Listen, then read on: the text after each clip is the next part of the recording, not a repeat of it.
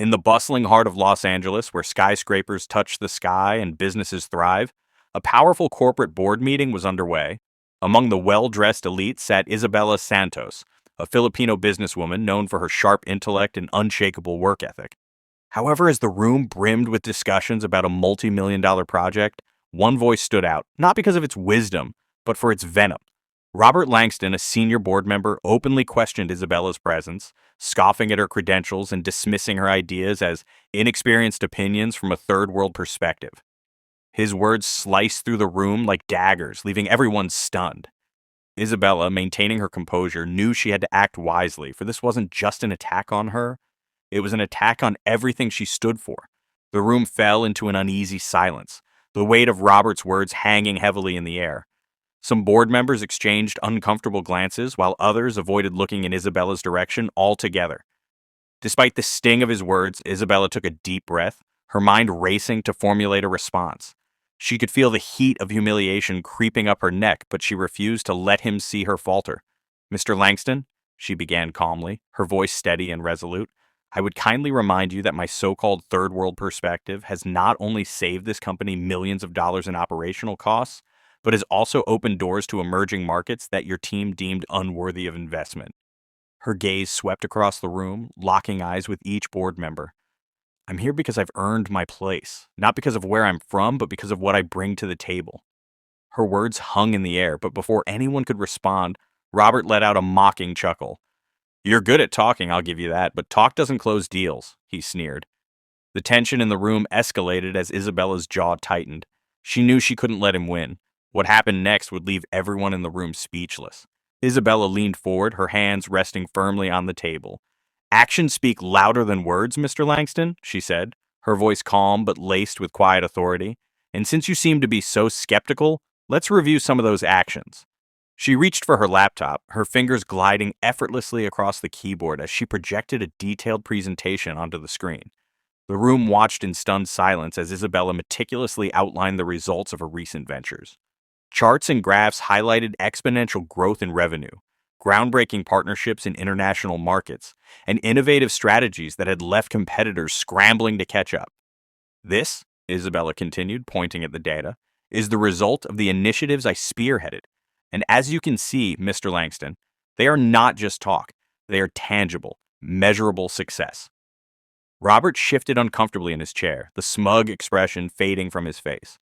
The other board members began murmuring amongst themselves, nodding in approval.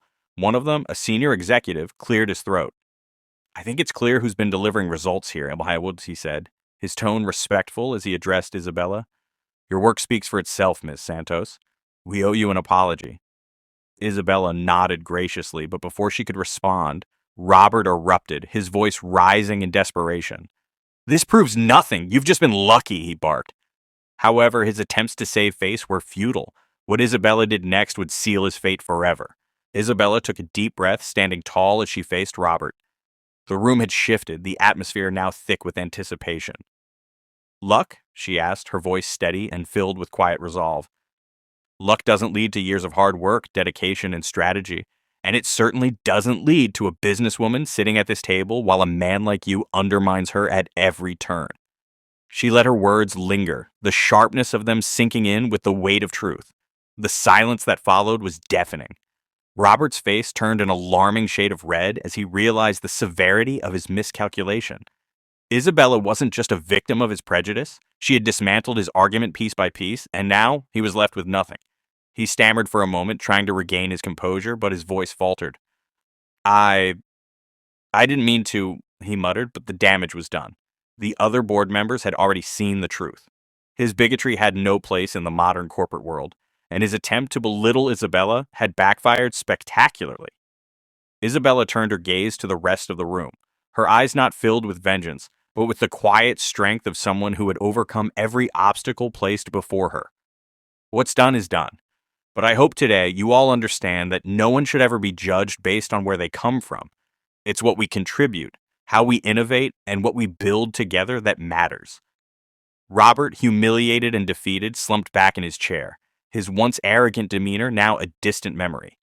The board members, having witnessed his shameful outburst, now fully understood the depth of his mistake. The rest of the meeting proceeded without Robert's usual disruptive comments, the focus now entirely on the work and the future of the company.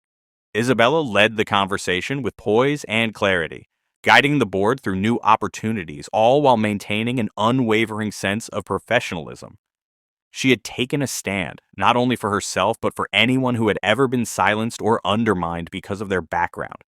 After the meeting ended one by one, the board members approached her with sincere apologies, some even offering their admiration for her courage. Robert, on the other hand, avoided eye contact, too ashamed to face the woman he had tried to belittle. It didn't take long for the news to spread throughout the company. Isabella had not only triumphed over adversity, but had set a new standard for respect and inclusion. A week later, Robert was quietly removed from the board. His history of inappropriate behavior and discriminatory remarks had finally caught up with him. Isabella, however, received a promotion, her leadership recognized and her contributions honored. The company issued a public statement reaffirming its commitment to diversity, and while the apology came late, it was real. Isabella's strength and grace had turned a moment of blatant disrespect into a lasting lesson for everyone involved. What Robert had hoped would be a moment of superiority turned into his greatest regret. And for Isabella, it was just another reminder that no one, no matter how powerful, could ever hold her back. In life, we all encounter moments that test our resolve. It's easy to let insults and prejudices break our spirit, but true strength lies in standing firm and responding with dignity and grace. Isabella's story teaches us that no matter how harsh the words or the intentions of those who try to tear us down, our value is not defined by their narrow views. It's defined by what we contribute, the respect we demand, and the change we bring to the world. So the next time someone tries to diminish you, remember, Isabella. Stand tall, speak your truth, and let your actions speak louder than any words ever could.